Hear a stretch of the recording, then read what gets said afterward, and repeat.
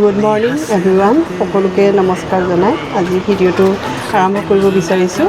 যদি আপোনালোকৰ জীৱনত গুড লাক আৰু প্ৰস্পেৰিটি বিচাৰিছে, মানে সৌভাগ্য আৰু সমৃদ্ধিময় জীৱন এটা বিচাৰিছে, তেনেহ'লে আপোনালোকৰ এটা মৰ্ণিং হেবিটৰ জৰিয়তে আপোনালোকৰ জীৱনলৈ সৌভাগ্য, গুড লাক, প্ৰস্পেৰিটি এটেক কৰিব পাৰিব। মোৰ পৰিচয়টো দিওঁ, মই এগৰাকী এক্সাৰচাইজ প্ৰেক্টিশ্যনাৰ। মই ছেশ্যন দিওঁ। যদি আপোনালোকে বাৰ্ছ ৰান কৰিব বিচাৰে তেনেহ'লে আপোনালোকে মোক কণ্টেক্ট কৰিব পাৰিব।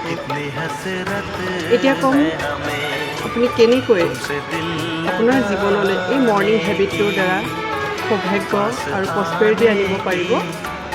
তাৰ কাৰণে আপোনাৰ যিকেইটা নষ্ট্ৰিল হয়, আমাৰ এই নষ্ট্ৰিল, আমি দুইটা নষ্ট্ৰিলছে উশাহ লৈ থাকোঁ, কিন্তু এটা আমি মন কৰিবলগীয়া কথা যে আমাৰ এই দুইটা নষ্ট্ৰিল একে সময়তে একেৰাহে দুইটা সমানে চলি নাথাকে, যিকোনো এটাহে চলি থাকে।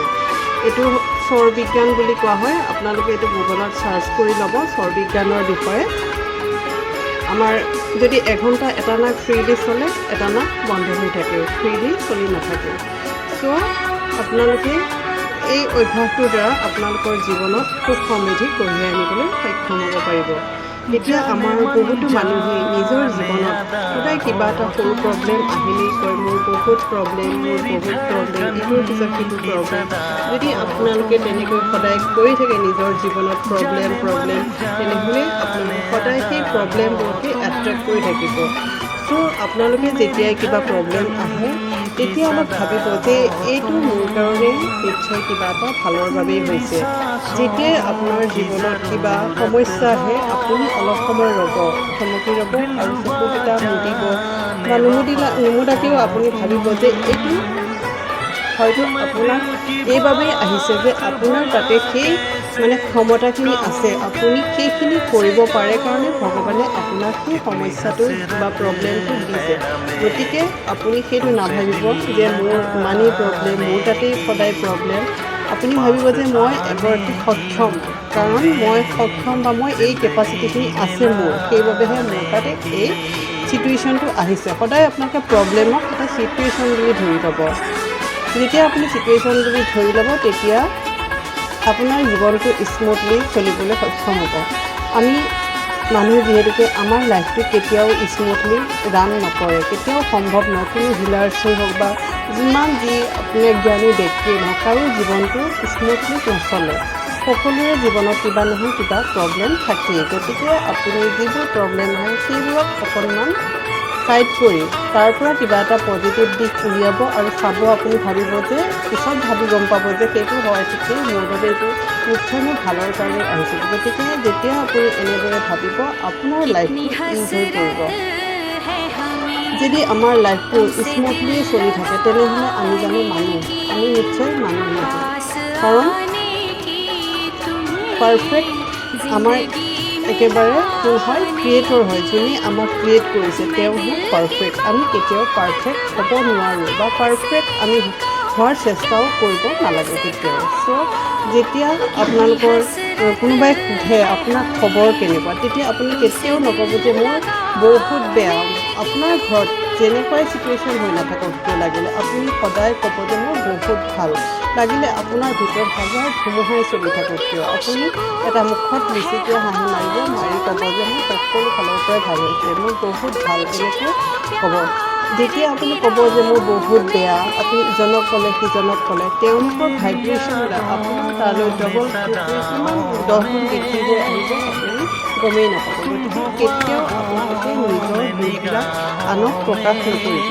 আৰু আপুনি এনেকুৱা মানুহকে প্ৰকাশ কৰিব যিয়ে আপোনাক কোনো জাজ নকৰে, আপোনাক কোনো তেওঁ কিয় কৰিলি, এইটো কিয় হ'ল তোৰ দ্বাৰা, এনেকুৱা নকয়। তেওঁ আপোনাক বুজাব যে হ'ব ঠিক আছে, এইটো হ'ল তোমাৰ ভালৰ কাৰণে হৈছে, এতিয়া আৰু নিউলি ষ্টাৰ্ট কৰা। এনেকৈ যি মানুহে আপোনাক ছাপোৰ্ট কৰে, আপুনি হয়তো তেনেকুৱা মানুহক আপোনাৰ কথাখিনি ক'ব পাৰে, কিন্তু সকলোকে আপুনি কৈ নুফুৰিব। আপোনাৰ যি প্ৰব্লেম আছে সেইটো আপুনি জানে আৰু আপুনি তাক ভগৱানৰ ওপৰত চাৰেণ্ডাৰ কৰি দিব। এতিয়া আপোনালোকে কি কৰিব? আপোনালোকে সদায় ভগৱানক গ্ৰেটিটিউড দিয়া আৰম্ভ কৰিব। আপোনাৰ তাত যিখিনি আছে তাক লৈ সদায় গ্ৰেটিটিউড দিব। আমি কি হয় সদায় যিটো নাই আমাৰ তাতে সদায় দুখ কৰি থাকোঁ।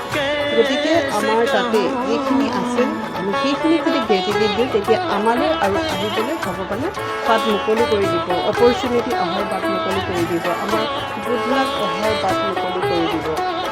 গতিকে আপোনালোকে সদায় কি কৰিব, মৰ্ণিং বা ইভিনিং আপোনালোকৰ তিনিটাকৈ আপোনালোকে লিখিবচোন গ্ৰেটিটিউড। আপোনালোকে কি বস্তুক লৈ আপোনালোকে একদম একচুৱেলি গ্ৰেটফুল হয়, আপোনাৰ তাতে কি আছে আপুনি ভাবিবচোন। হয়তো আপোনাৰ ধুনীয়া চকুকেইটা আছে, আপোনাৰ হাৰ্টটো পাম্পিং কৰি আছে খুব সুন্দৰভাৱে, বা আপোনাৰ শৰীৰটো মানে আপোনাক খুব সুন্দৰভাৱে আপোনাৰ লগ দি আছে আপোনাৰ। গতিকে আপুনি আপোনাৰ শৰীৰটোৰ প্ৰতিও কৃতজ্ঞতা জনাব পাৰে। আপুনি যি লৈ আছে উশাহটো তাৰ বাবেও আপুনি ধন্যবাদ জনাব পাৰে। গতিকে ধন্যবাদ দিবলৈ আমাৰ বহুত বস্তুৱে আছে। চ' আপোনালোকে প্ৰথমতে 3টামান বস্তুৰ পৰাই আৰম্ভ কৰকচোন। সদায় লিখিব গ্ৰেটিটিউড 3টা। যিমানেই গ্ৰেটিটিউড দিব আপুনি ইউনিভাৰ্চৰ ভগৱানক, তেতিয়া আপোনাৰ মনটো বহুত সুখী অনুভৱ কৰিবলৈ সক্ষম হ'ব। আৰু আপোনালোকে কি কৰিব, যেতিয়া আপোনালোকৰ মনত দুখ লাগে, কিবা বেয়া লাগে, তেতিয়া আপোনালোকে কেতিয়াও দুখৰ গানবিলাক নুশুনিব।